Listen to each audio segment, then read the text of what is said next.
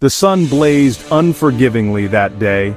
Through Emma's lens, the world was rendered in stark black and white, harsh shadows cutting across the scene with glaring highlights.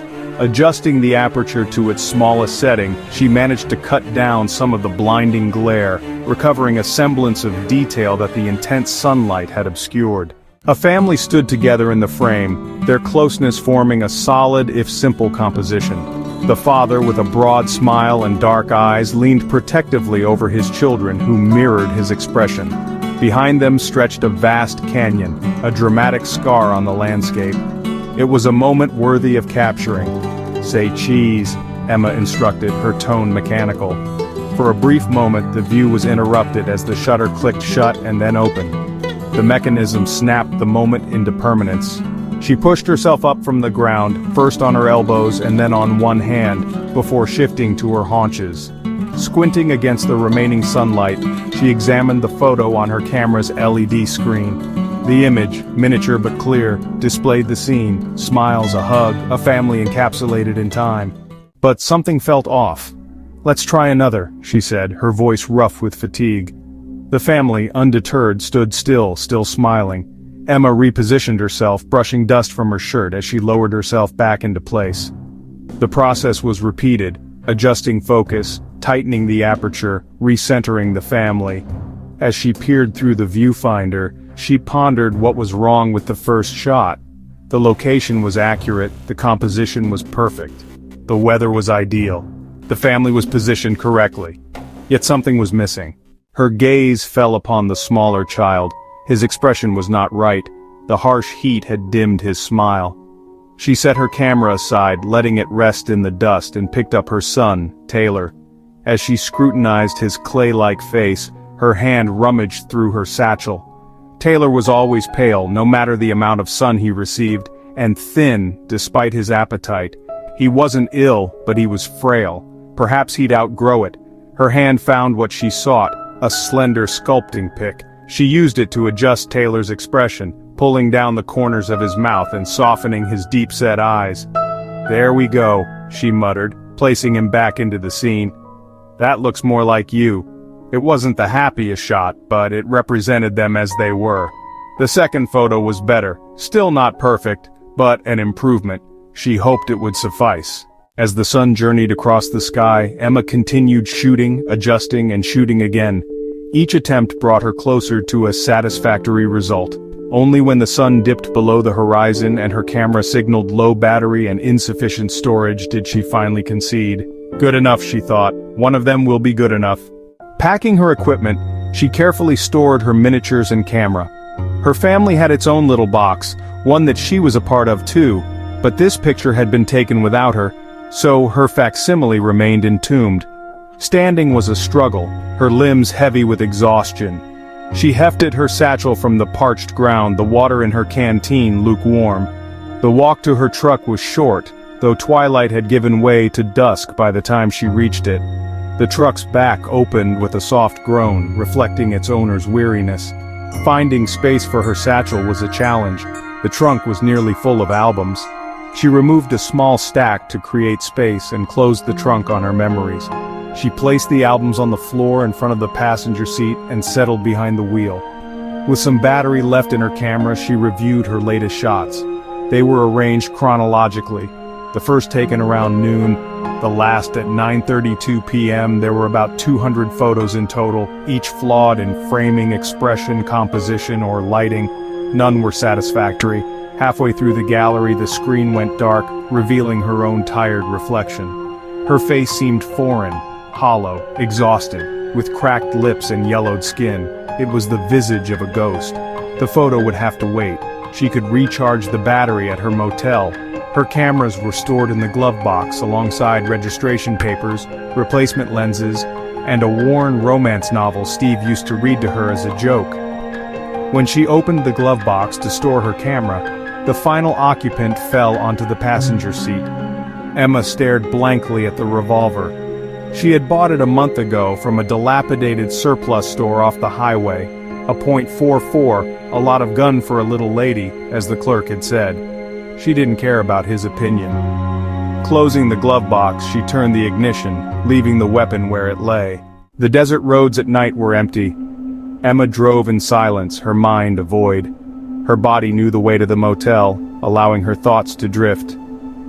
"Long day, huh?" the revolver said suddenly. She didn't answer. "It's beautiful out here. Peaceful. You picked a good place for a vacation."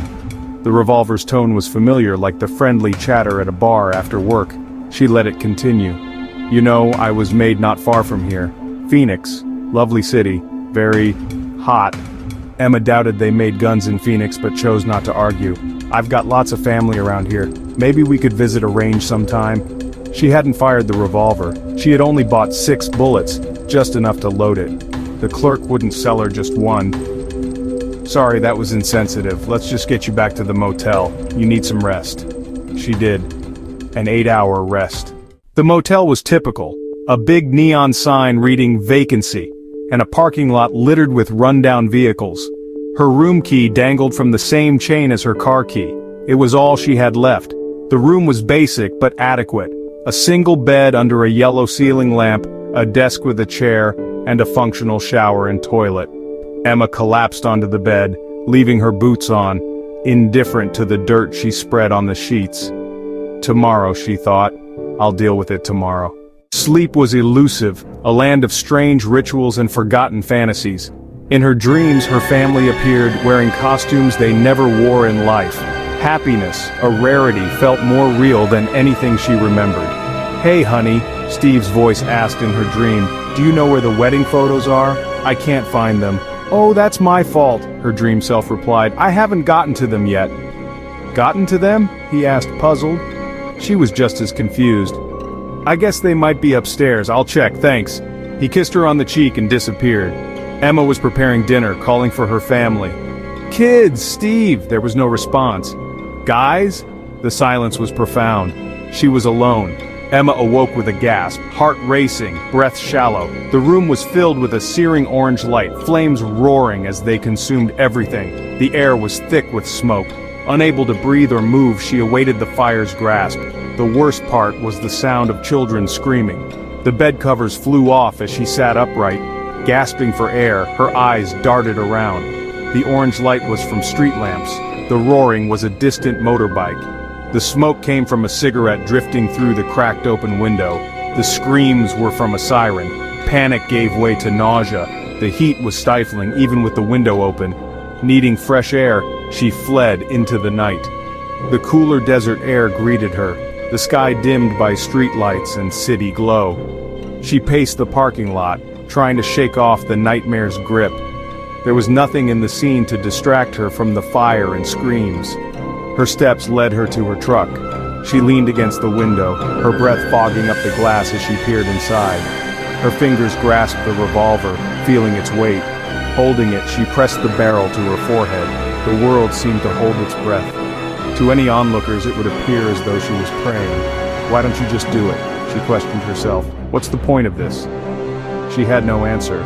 Since the fire that destroyed her home, she had felt like a ghost. She might as well have died that night. She had vowed to live the life her family couldn't have, but no amount of promises could pull the metal away from her head. What was there to live for? She had tried to recreate the past, filling albums with photos of miniature figures. Each photo was an attempt to resurrect moments lost to flames. Yet every day the memories faded, and no photo seemed correct. Tears dried as numbness replaced sorrow. Logic urged her to see that being alive meant there was hope. Her heart, however, felt otherwise. Perhaps hope lay in the end, where her family might be waiting for her. She leaned against the window, her breath fogging up the glass as she peered inside. Her fingers grasped the revolver, feeling its weight. Holding it, she pressed the barrel to her forehead. The world seemed to hold its breath. To any onlookers, it would appear as though she was praying. "Why don't you just do it?" she questioned herself. What's the point of this? She had no answer. Since the fire that destroyed her home, she had felt like a ghost. She might as well have died that night. She had vowed to live the life her family couldn't have, but no amount of promises could pull the metal away from her head. What was there to live for? She had tried to recreate the past, filling albums with photos of miniature figures. Each photo was an attempt to resurrect moments lost to flames. Yet every day the memories faded, and no photo seemed correct. Tears dried as numbness replaced sorrow. Logic urged her to see that being alive meant there was hope. Her heart, however, felt otherwise. Perhaps hope lay in the end, where her family might be waiting for her. Just as she was about to surrender, a noise caught her attention. She looked over to see a street lamp spotlighting a pile of garbage. Standing on it was a skinny, scruffy cat, one foreleg extended, inspecting the top of the pile. The cat's curiosity led it to a torn black bag from which it retrieved a fishtail. The cat examined its prize, sniffing and nibbling on the meatier end. Emma saw a reflection of her own struggle.